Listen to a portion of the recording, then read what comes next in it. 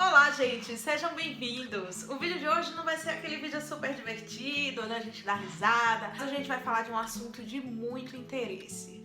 Como vocês já viram aqui no nome do vídeo, hoje eu vou contar pra vocês a história de uma pessoa que viveu ilegalmente aqui na Holanda. Quando eu digo que esse assunto é de muito interesse, é porque eu contei mais de 60 mensagens na minha caixa de inbox de pessoas pedindo pra falar sobre esse assunto. Se é novo aqui no canal e chegou de paraquedas, já dá um joinha. Se é interessado em assuntos como esse, se inscreva no canal porque a gente tem vídeo novo toda semana.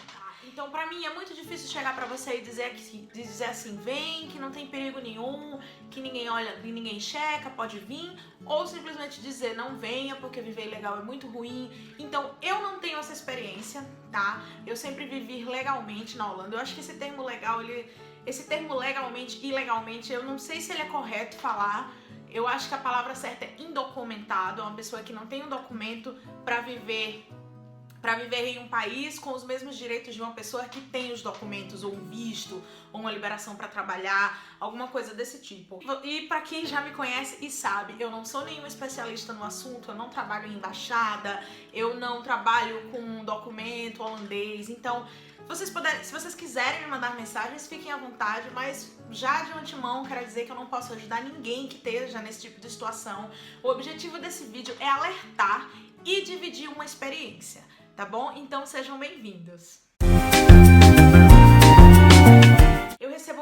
Eu recebo muitas mensagens de pessoas dizendo que a situação no Brasil não tá fácil, que o desemprego tá grande, que a violência tá grande e querem tentar a vida aqui fora. Pessoas essas, a maioria das vezes, não falam inglês, mas têm uma profissão, ou simplesmente não têm uma profissão, só quer tentar uma vida fora do país e acha que é simplesmente chegar aqui e tentar. Para muitas pessoas isso pode dar certo, mas para outras não. Cada um é dono do seu destino, simplesmente eu não posso julgar, né? Eu sou uma mera blogueira que faço vídeos na internet sobre a vida em geral aqui na Holanda, né? Eu divido com vocês a minha vida e é isso. Eu não sou ninguém para estar julgando, quem é ilegal é ruim, quem é legal é... Isso não existe. Cada um é dono do seu destino, cada um sabe o que faz. Isso não é problema meu, tá bom? Mas a partir do momento que um assunto causa interesse a quem assiste os meus vídeos, pra mim vale a pena pesquisar pra dividir sim. Então o que aconteceu foi o seguinte, diante a tanta curiosidade, tantas mensagens, tantos e-mails, eu resolvi entrar num grupo desses do Facebook de pessoas que moram aqui na Holanda, tá? Eu não vou falar o nome do grupo, muito menos o nome das pessoas que me responderam, e não vem ao caso, tá bom? Mas eu entrei nesse grupo e comecei a observar esse assunto sobre gente ilegal, sobre gente que tava vivendo sem documentos, se valia a pena, se não valia. E aí eu comecei a ler pra eu poder me inteirar um pouco do assunto, vai que um dia eu precisasse falar sobre isso aqui no canal, e esse dia chegou. E lá no meio desse bate-papo todo, eu simplesmente digitei lá, eu tenho essas conversas todas salvas, tá? Eu digitei lá assim, se alguém que vive ou já viveu indocumentado quiser me enviar um depoimento da sua vida, da sua experiência, e para eu poder compartilhar isso no meu canal, eu ficaria muito grata. E aí, essa pessoa me respondeu, me enviou um e-mail enorme de 3 páginas, que eu vou dividir essa experiência com vocês, que eu li e eu achei incrível, eu achei uma puta história de vida, e essa pessoa pediu pra eu não identificá-la, tá? Eu tenho no meu computador salvo, tá? Conversas com essa pessoa, onde ela autoriza eu dividir a história dela. E essa pessoa pediu pra eu não identificá-la pelo nome, então a gente vai usar nessa história nomes imaginários, né? Mas antes disso tudo eu tenho que ficar um pouco bela pra vocês, eu tenho que colocar os meus óculos, tá?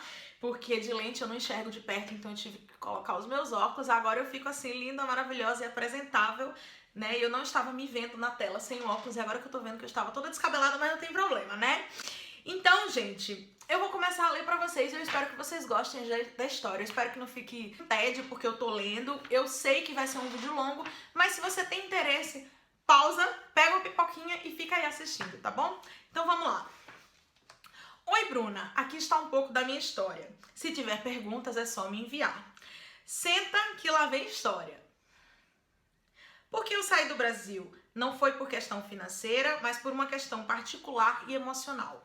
Em 2002, muita coisa ruim aconteceu em minha vida. Entre elas, terminei meu noivado com um homem que eu achava que era o homem da minha vida e perdi meu emprego.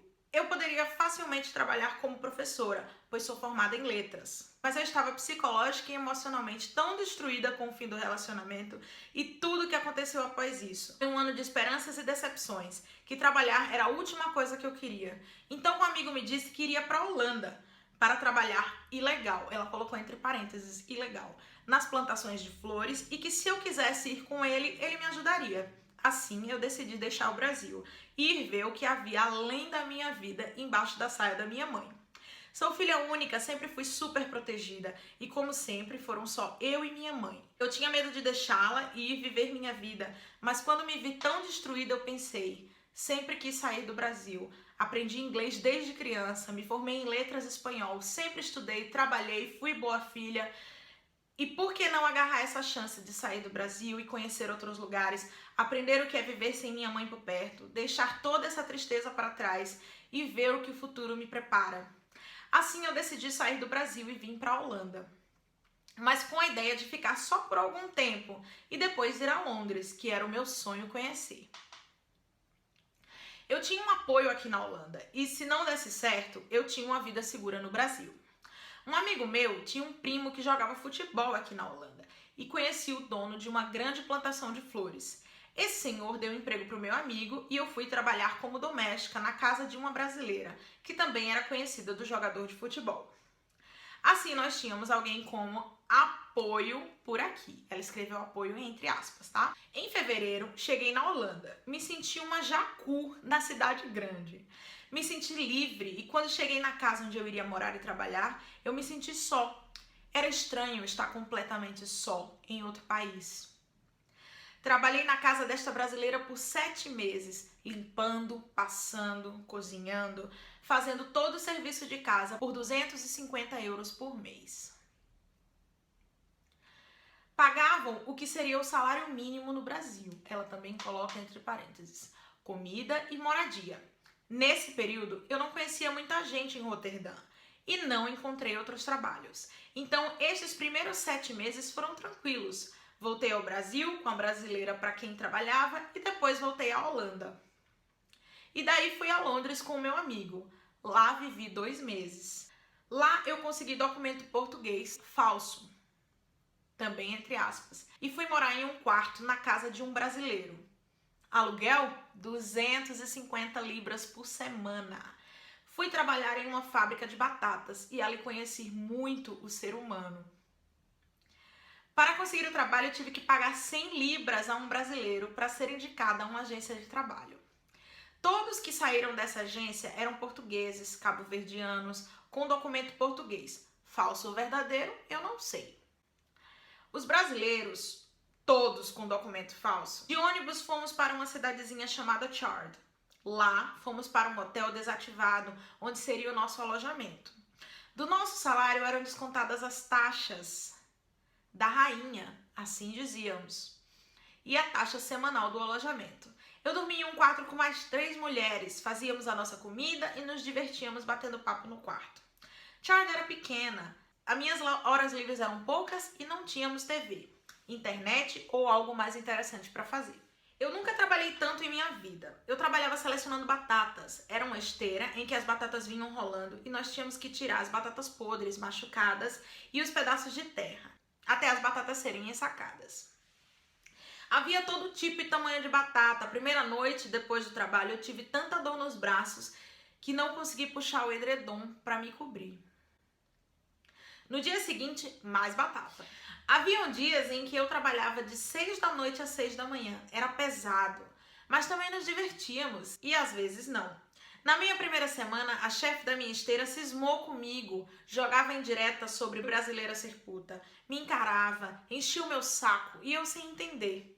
Aí, na hora do lanche, eu comentei que eu não gostava dela e um fuxiqueiro foi lá e entregou o recado.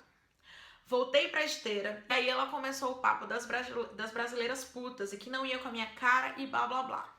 Bruna, eu nunca briguei na minha vida, era a maior cagona na escola, mas não aguentei. Ali despertou em mim uma pessoa que eu não conhecia.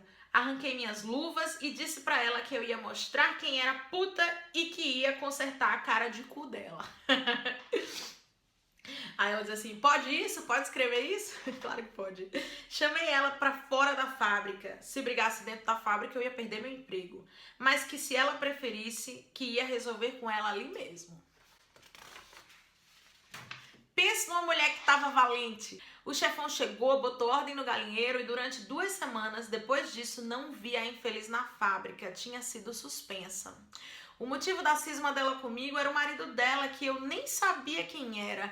Ele tinha chifrado ela com uma brasileira e depois disso, ela criava problema com toda brasileira que aparecia. Em Chard, fui roubada por uma brasileira que se dizia minha grande amiga. Peguei até piolho dela. Fui limpar o quarto de um cabo-verdiano que administrava o alojamento para ganhar um trocado e o filho da P disse para Deus e o mundo que tinha me comido. Eu devo ser muito linda, né? Mas fiz ele contar a verdade na frente de todo mundo enquanto estávamos jantando. E os brasileiros amigos meus quiseram dar um pau nele. Então, como tem os brasileiros ruins, também tem os brasileiros bons também, né? Saí de Chard fugida, pois um filho da puta entregou que havia brasileiros trabalhando ilegalmente e a polícia estava indo atrás. Então, todos que estavam irregular pegaram os trapos e voltaram para Londres. Voltei pro meu quartinho, mantive pagando enquanto estava em Chard e decidi voltar para a Holanda. Voltei para a casa da brasileira e aí passei a conhecer melhor Roterdã. Fui para a igreja de língua portuguesa no Marconi Plain. Lá tínhamos aulas gratuitas de holandês e apoio e carinho de muitos que nos queriam ajudar. Conheci muita gente boa ali, gente que até hoje fazem parte da minha vida. Arrumei outras limpezas e conheci as noites de Roterdã. Ah, como eu amava sair em Roterdã. Amo essa cidade. A vida ia bem e tranquila, até que eu conheci Priscila, minha amiga até hoje. Ela trabalhava como babá, também para uma brasileira. Nos tornamos amigas. O que sinto é que nossas patroas ficaram incomodadas com nossa amizade e a nossa liberdade. Daí surgiu um certo ciúme da patroa da Priscila e ela queria sair conosco, queria ser nossa amiga, mas não rolava, por questão de afinidade. Decidi sair da casa da brasileira, resolvi ir morar com 2 cabo-verdianas que conheci na igreja, mas disse para a patroinha que eu ia morar com o meu namorado. Era um amigo holandês. Não queria que elas soubessem para onde eu estava indo, porque notei que as patroas estavam diferentes e com muita conversa. No dia que eu ia embora, a patroa da Priscila estava na minha casa. Menina, pensei que tinham armado algo contra mim. Conheço o caso assim. Mas como o marido da minha patroa estava em casa, a única coisa que a patroa da Priscila fez foi me xingar. Jogou toda a amargura dela em cima de mim. Disse que eu era uma empregadinha metida e iludida, ilegal. Que nunca eu ia ter um passaporte holandês como ela. Que eu nunca ia arrumar um homem musculoso, como eu havia dito um dia que gostava. Parecia briga de criança. Eu tenho, você não tem. Não falei nada. Peguei minhas coisas, me despedi, agradeci a família e fui embora. Até hoje nunca mais os tornei a ver. Uma pena. Fui morar com 2 cabo-verdianos, uma legal e outra ilegal. Uma ainda é uma grande amiga minha. Morando com essas meninas, vivi uma vida completamente livre. Era muito bom. Limpei um puteiro de polonesas. Aquilo não é vida, faz dó. Passando, sendo babá, saía, ia pra farra, voltava quando queria, era muito bom. Mas tinha um probleminha. A moça que era legal fazia a mim e da outra Cabo Verde, que era também ilegal, de escravinhas. Ah, Sina! Nós pagávamos a nossa parte do aluguel e ela sempre atrasava ou faltava um pouco de dinheiro. Cozinhava e não limpava a sujeira que fazia, não limpava a casa, tudo ficava pra mim e pra outra. Acabou que por conta disso, eu e a outra legal ficamos mais juntas e amigas, e eu já não suportava mais olhar na cara da sujeita. Um dia, ela chega em casa e diz que eu tinha que sair do apartamento, porque o dono do apartamento queria o imóvel de volta. Liguei pro moço, conversei com ele, ele disse que não tinha pressa para que eu saísse. Quando eu encontrasse outro lugar, uma noite chego do serviço, cansada, a indivídua corre, pega minha chave e diz que não me devolve, mas que era para eu sair do AP. Ah, a briguenta vai e baixa em mim de novo, e dessa vez rolou porrada. Eu queria matar a infeliz, a sorte é que eu tinha uma amiga minha morando com a gente. Ela chegou, separou a briga, ligaram pro dono da casa e tudo se ajeitou.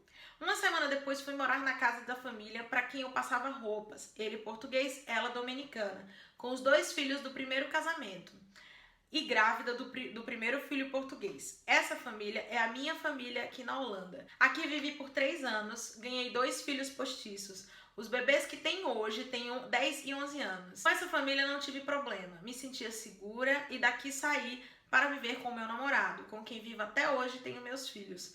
Foram 5 anos vivendo ilegal, aprendi muita coisa, aprendi a não confiar nas pessoas e a não me surpreender com as atitudes delas. Mas também aprendi que há pessoas boas e que irão te surpreender.